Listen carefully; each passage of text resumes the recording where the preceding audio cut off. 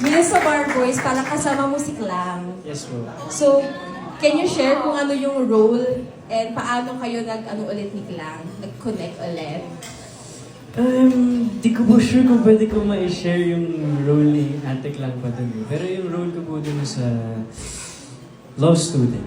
Law student siya na talagang dream niya na maabot yung pangarap niya na yun. Para sa, same kami actually, para sa kanyang mom na nagtatrabaho abroad and willing to do everything talaga para maibigay yung magandang buhay sa magulang niya. Feeling na first time tong acting project ni Ate Klang. Nakakatuwa. Kasi ikaw kasama. Sobra nakakatuwa po. Nung nagkaroon kami ng shoot together ni Ate Klang, talagang hindi ko na-feel the first time ni Ate Klang. Kasi talagang give na give din talaga si Ate Klang. Ang galing. As in, sobra. Maski si Direk Kit, talagang sinasabi niya sa akin na ang galing, parang hindi nga first timer.